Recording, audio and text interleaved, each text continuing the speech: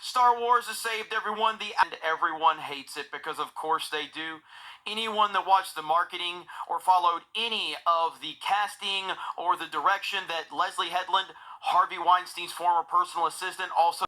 I don't know why he's creating enemies and saying bullshit. Nerds don't care if someone is gay. Nerds don't care who you love. Nerds just want cool nerd shit, like a well-written story. That's all we care about. I don't care who you love. You're a human at the end of the day, and so am I, and that's all that fucking matters.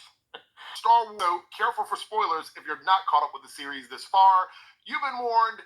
Let's get into it. So I have to start out by saying, what an absolute breath of fresh air for Star Wars, in my opinion, as someone who is like a casual viewer, somebody that's been watching all these projects over the years. I don't know too much about all the lore. I don't know every single character and every bit of history that goes along with Star Wars and the expanded universe.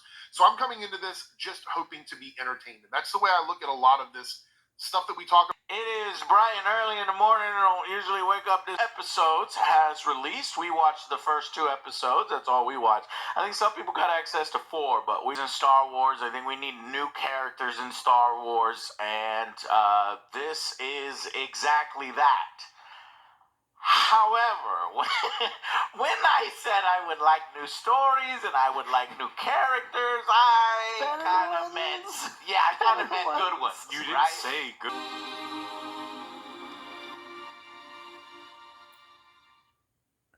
Now, I think DJ Eric Reloaded is probably the only one who really liked. I kind of thought, maybe DJ Eric Reloaded is probably likes it because it's like if the CW Arrowverse met Star Wars. Now, Star Wars exists as a non-fictional component, sort of a fiction in a semi-non-fictional component, but not a crossover. I mean, there's a difference between when Trip, from Enterprise, the engineer, Charles Tucker, Trip Tucker, right?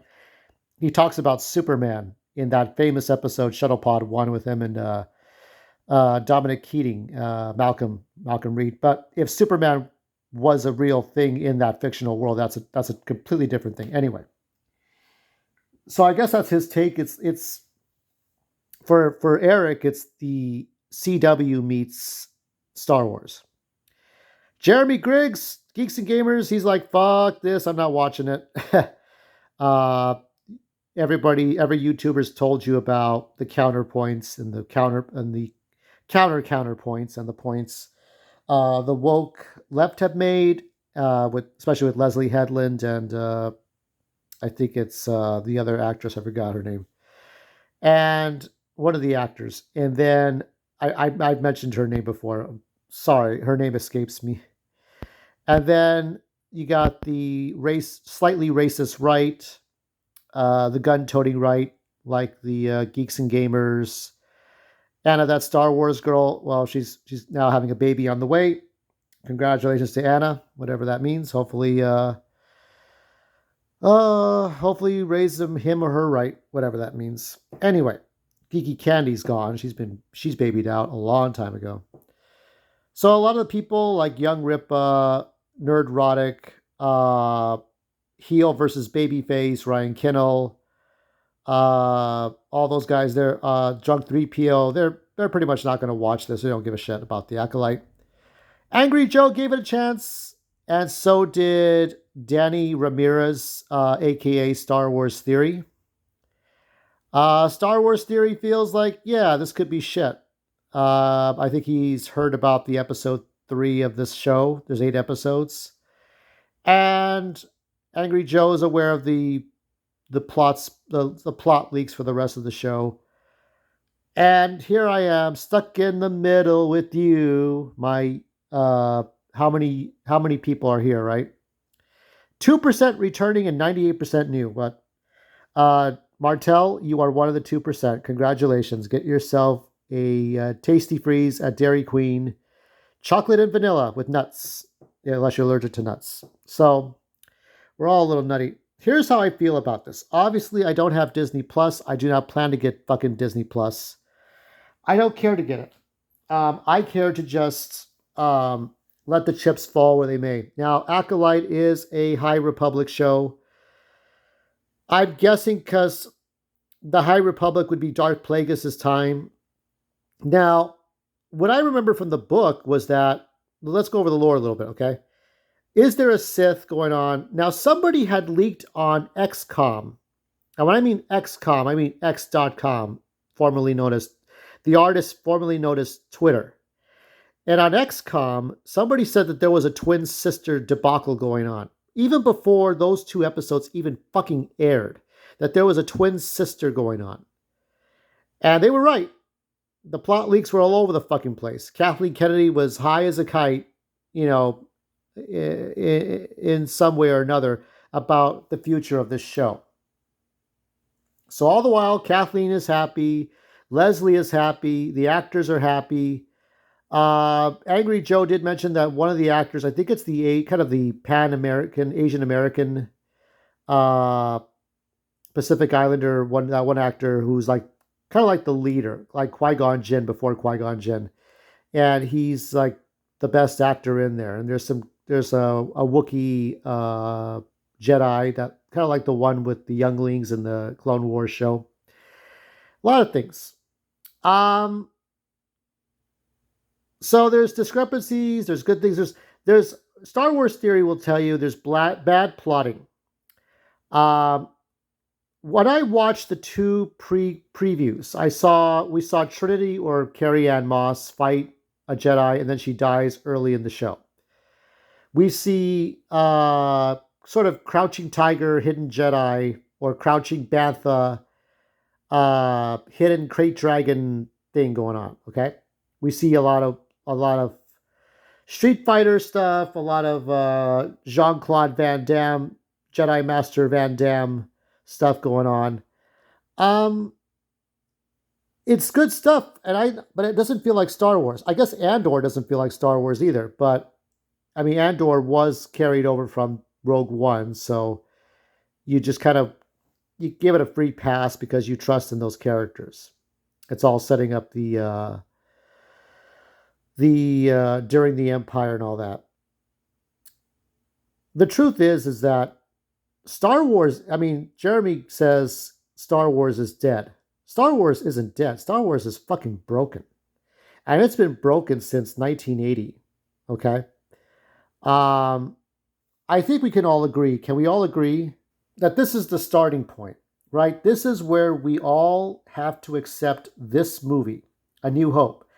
Now, even this is kind of split because some people say, I like the original movie theater version. No, I like the 2003 version. No, I like the 1997 version. But the basic story is still here, and we all accept it. At some point, when we got the second movie where Vader tells Luke that I am your father, and I remember seeing that, and I just remember the Mad magazine or Cracked magazine when I forget his name, Don something. There's a artist who could draw the Mad magazine stuff, and he did it. It's not Don Lemon. It's Don something, and he used to do the art for a lot of these parodies. Because Mad magazine, when it was a regular magazine, it had parodies, right? Let me see if I can actually find it. So we separated from, once you had Empire Strikes Back, there was going to be some divisive attitudes. Well, like, this is okay, but I don't know. I don't care for Luke being the son of Vader, you know? Oh, yeah, Don Martin. Yeah, that's it. So, don't know if I could show, I could show some of this, but so that's all we see there. Yeah, Don, I forgot his goddamn name. Don Martin. So Don Martin did like parodies of The Empire Strikes Back. That's how I learned that Vader and Luke were related. Not watching the movie, but they would spoil it, and then they would talk about the spoilers in Mad Magazine. So that's how your favorite YouTuber here learned about that. Then you had the Christmas special, which was really like shamed by a lot of people. Then you had The Return of the Jedi, which featured Muppets, right? It was like pigs in space, right? And you had Miss Piggy, you had Kermit, you had Yoda, you had all the Ewoks. So it was one of those things where it's like, okay, the fan base is divided again. Then we had the cartoons, the Saturday morning cartoons, and the Ewoks movies, and some people, you've had people who like the Ewoks demonize the people who didn't like the Ewoks. If you liked the Ewoks, you were childish, you were a man child. If you hated the Ewoks, you were taking on the manly forms of Star Wars. And then there were the prequels, and no. Then came the special editions, and people were split on the special editions. Then people were split again, the prequels. Then the Clone Wars cartoons came out. Okay, um, and I think truthfully, Star Wars is broken. And everybody has their own timeline. This is not my Star Wars. This is my Star Wars. This is not my. Everybody, I believe, though, the philosophical conclusion is every single person that is a Star Wars fan must adopt Episode 4, A New Hope, as part of their timeline. Okay? Here's what I feel my timeline is. Okay? I'll give you my timeline. The Genesis was Dawn of the Jedi, that was made one of the last stories from Dark Horse Comics, that was done by Ostrander and Jan Duursma. John Ostrander and Jan Duursma. Then you have the Knights of the Old Republic, which could be the last game that was made in the 2010s. And then you have the 1 and 2 from the Xbox original, PlayStation 2 days. I think it was just on Xbox, right? Or PC. So you have the Knights of the Old Republic. There were also Dark Horse comic books, I think a few novels. Then you had the Dark Plagueis novel. But before that, you had Tenebrae Way, right? Now the thing is I was thinking about the story and the consistency for Acolyte. There can't be Sith, right? The book, the novel is out of canon. A Twi'lek a Twi'lek Sith Lord who is Darth Tenebrae's Sith Master uh, reached out with the Force and let the Jedi know that the Sith exists, but they couldn't see them face to face, but they knew something was right. Yoda might know, right?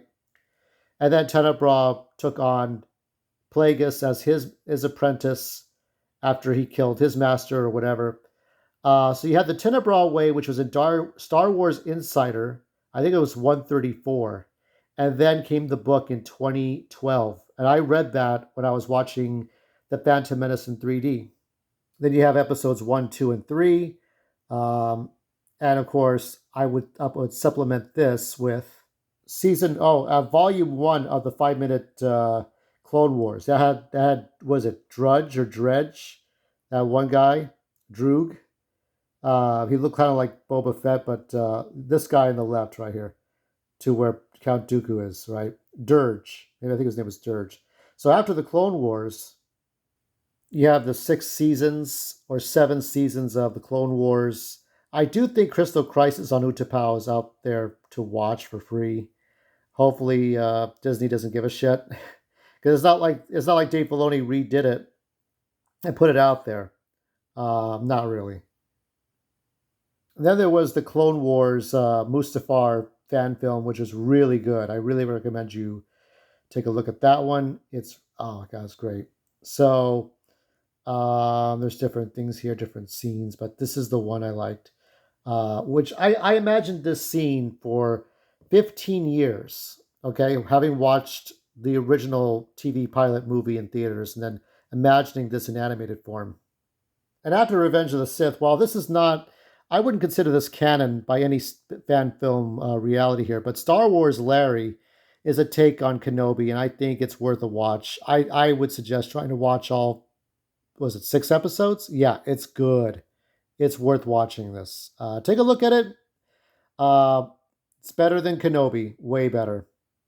Star Wars Rebels, the reason why is because I think this was a great build up.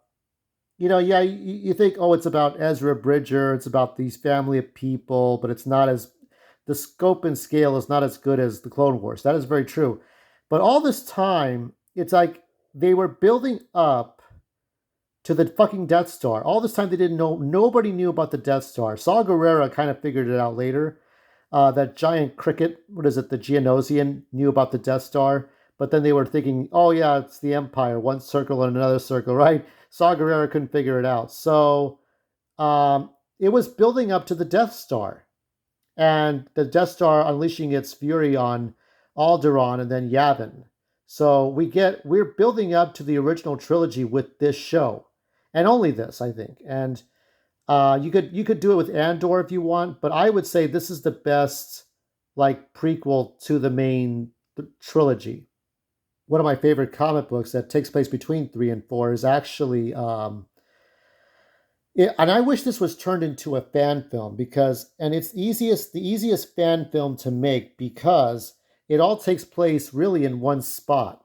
Now, the first two scenes are in Coruscant and some other place where Sui Choi, that little blue creature that goes, right, in the pod race, those little creatures that look like somewhere between a chameleon and a dwarf, right?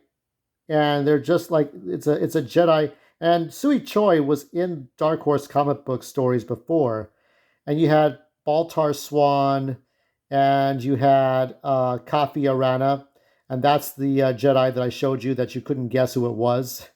So no prize for you. You didn't know who it was, but yeah, Purge. So yeah, this would make a great fan film, and all it is Vader going to a secret place to kill 8 Jedi to try to find Obi-Wan Kenobi. That's all it really is. Great little story. Of course, Rogue One. SC-38. This was Fix It in Post. And now I think they're working for Disney. I think they did Guardians of the Galaxy special effects. So I think they did pre-visualization for Guardians of the Galaxy Volume 3. So they made it. Those guys made it. So hopefully they can come back and do a couple more projects here and there. They could top, I dare them to top this, right? SC-38 is just a reimagining of Vader and Kenobi. It was done before. It was done before in The Force Unleashed alternate endings. Oh, no. It was the last thing that you played after Mustafar, Revenge of the Sith for PlayStation 2 and Xbox original.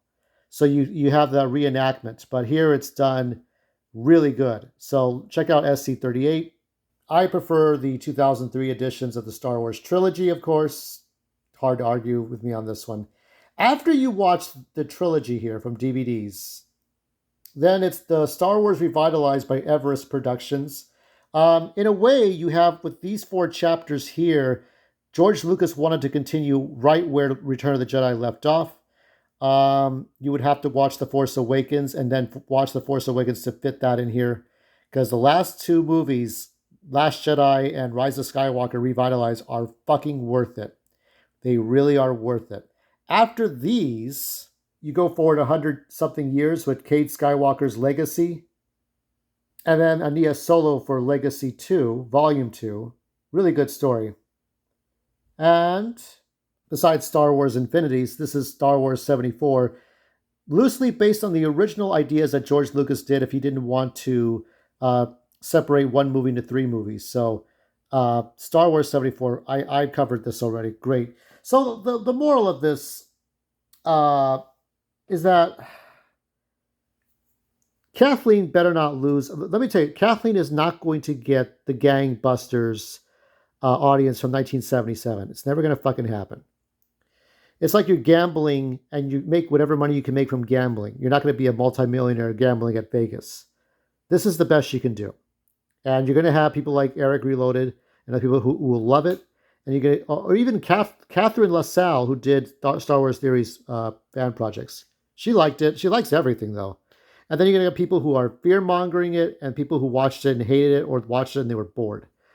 I just don't care. I have my timeline of Star Wars. What is your timeline? Write it in the comments below.